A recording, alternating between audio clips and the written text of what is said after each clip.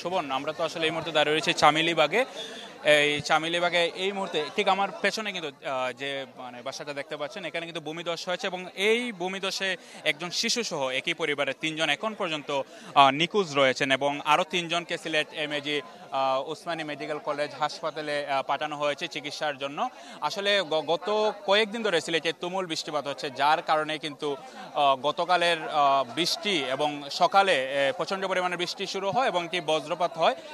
তারপরে কিন্তু যে টিলার যে মাটি ছিল, টিলার মাটিগুলো বসত বাড়িতে এসে পড়ে যায়, যার কারণে আসলে যারা এখানে ভিতরে ছিলেন তাৎক্ষণিকভাবে তিনজন বের হতে পারলেও কিন্তু তিনজন তাৎক্ষণিকভাবে বের হতে পারেনি। আমরা দেখেছি সকাল থেকে ফায়ার সার্ভিসের যারা কর্মকর্তারা রয়েছেন তারা এখানে এসে কাজ শুরু করেছেন এবং এটা ননস্টপভাবে কিন্তু এই কাজের উদ্ধার তৎপরতা চলছে এবং সিলেট সিটি কর্পোরেশনের যারা পরিচ্ছন্নতা কর্মী রয়েছেন তারা সহ এলাকাবাসী এরা আমাদের সাথে কাজ করছেন।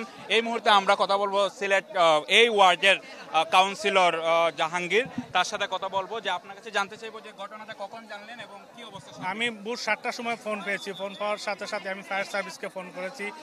ফোন করার সাথে সাথে পুলিশ প্রশাসন এবং আমাদের সিলেট সিটি কর্পোরেশনের যত কর্মকর্তা স্টাফ তাদেরকে ফোন করেছি। সাথে সাথে ওনারা আসছেন, এখন উদ্ধার কাজ চলতেছে। আমরা আসার পরে একটা পরিবারকে উদ্ধার করতে পেরেছি, আর একটা পরিবার এখনও উনি আগে আব্দুল করিম, ওনার স্ত্রী এবং ওনার ছেলে সন্তান এখনও মাটি চাপা নিচ্ছে। আমরা রাব্বুল আলামিন কাছে দোয়া করি ওনাদেরকে জীবিত অবস্থায় উদ্ধার করতে পারি। আর ইতিমধ্যে আমাদের মাননীয় মেয়র মহোদয় লন্ডন থেকে এখানে পরিদর্শন করে গিয়েছেন। উনি সেনাবাহিনীর সাথে কথা বলেছেন। অলরেডি সেনাবাহিনী রাস্তায় আছে, উদ্ধার কাজে ওরা আসতেছে। জাহাঙ্গীর ভাই, আপনারা কি, যেহেতু এটা খুবই রিস্কি এলাকা, আপনারা কি সিটি কর্পোরেশন তাদেরকে কোনো নোটিশ দিয়েছিলেন যে এরকম টিলার কাছাকাছি না থাকার জন্য? না, এটা আগ থেকে দেওয়া হয় নাই। এরকম আগে ঝুঁকিপূর্ণ ছিল না। এরা এখানে স্থানীয় বাসিন্দা, এরা এখানে মানে আদি যুগ থেকে এখানে স্থানীয় বাসিন্দা, কিন্তু এরকম আগে ঝুঁকিপূর্ণ ছিল না এই এলাকাটা।